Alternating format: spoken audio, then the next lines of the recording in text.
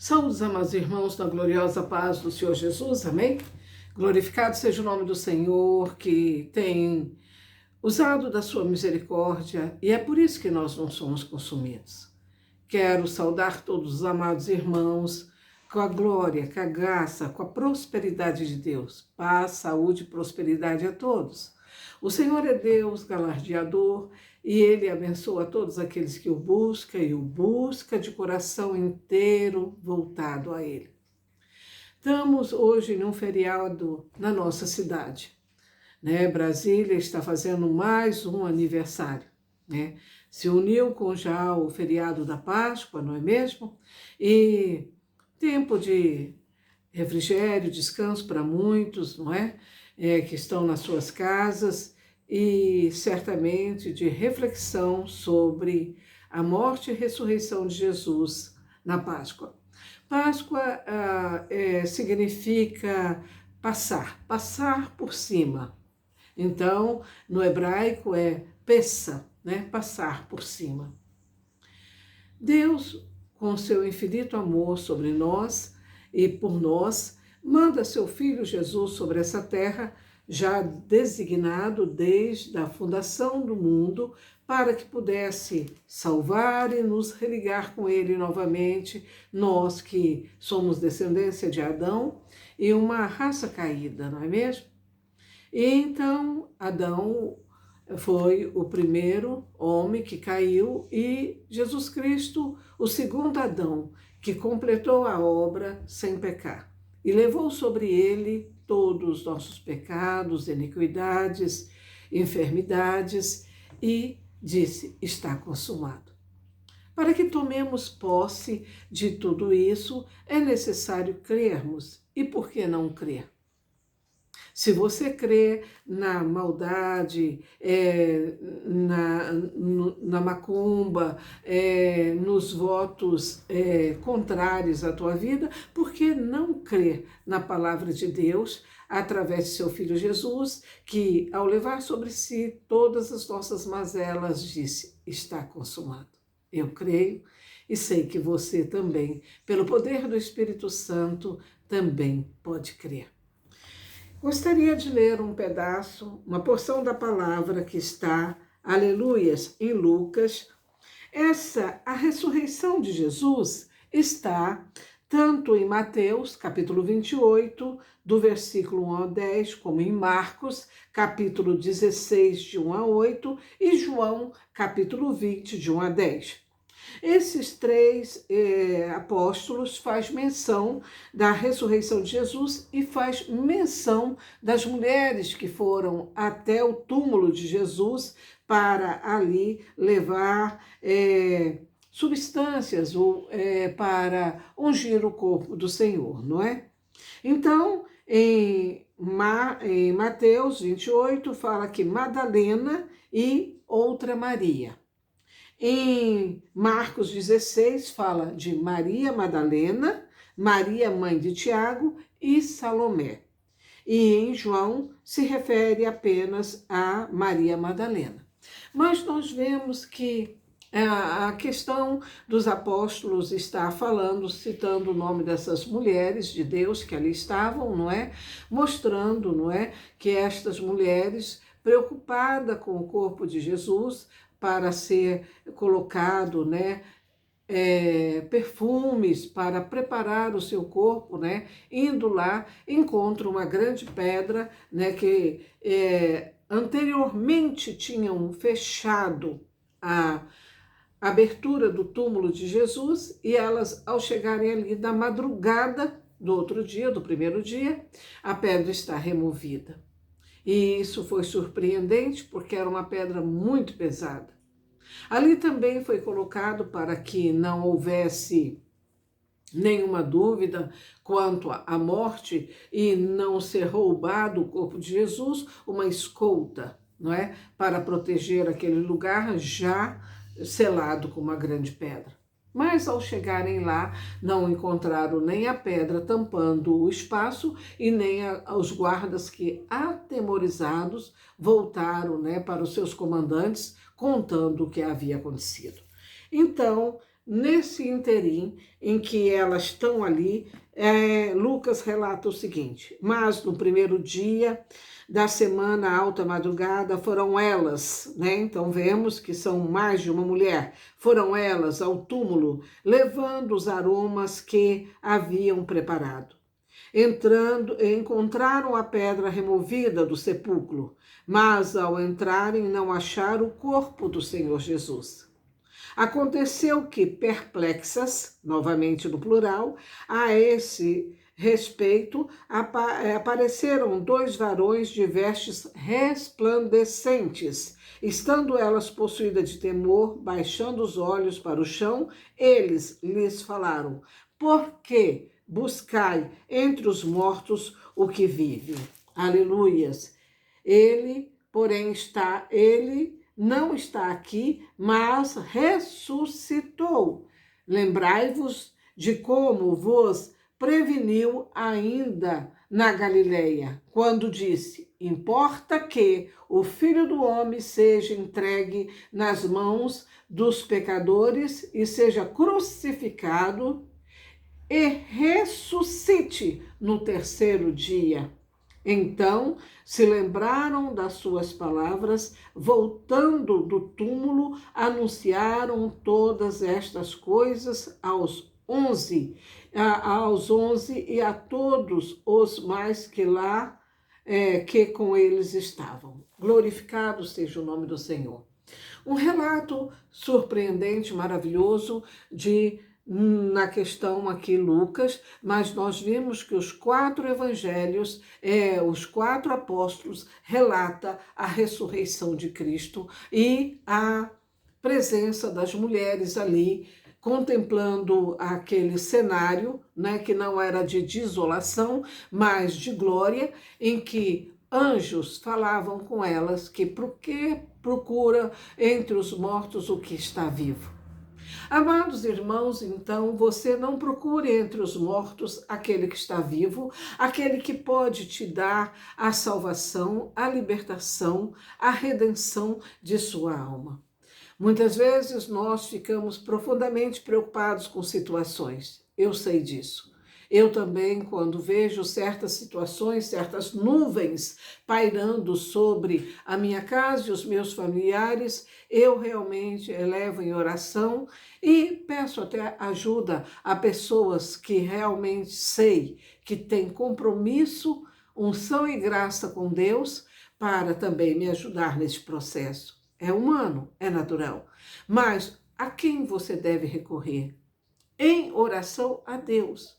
Mesmo que você entre em contato com outras pessoas que você sabe do testemunho da vida e que possa te ajudar nesta sua necessidade de intercessão. Amados irmãos, nós viemos deste feriado de Páscoa, na qual nós sabemos que Jesus foi morto, ressuscitou e está à direita de Deus Pai, intercedendo por mim e por você que crê nele. Também tivemos a notificação de que o Papa foi oficialmente dado como falecido. Amados irmãos, nós precisamos ver que estamos em dias de grande turbulência. Este Papa, que Deus tenha misericórdia de sua alma, ele mesmo é um homem, sendo um homem de Deus, ele, glorificado seja o nome do Senhor, estava botando em dúvida a Bíblia, a palavra de Deus, não é? Achando que ela já estava obsoleta e que ela precisava ser realmente reescrita. Veja se tem cabimento se reescrever a palavra, pois o apóstolo, mesmo Paulo, disse que qualquer coisa mais que fosse acrescentada na palavra seria tida como anátema, né? Em que a palavra ali estava fechada e que nada mais deveria ser colocado e não deveria tirar nenhum tio e nem nada da palavra, porque aqueles que assim o fizessem recairia em grande condenação. Amados, você que me ouve e tem uma Bíblia em casa, abra e leia e medite sobre ela. Você que ainda não tem uma Bíblia em tua casa, adquire enquanto possa adquirir. Porque, aleluias, um livro, depois de escrito por mais de 100 anos, uma pessoa pode alterá-lo pela lei do homem, né? Pode fazer as suas revisões e fazer as suas alterações. Mas na lei de Deus não se pode tirar nenhum tio e nem um ponto do que já foi escrito e lá colocado.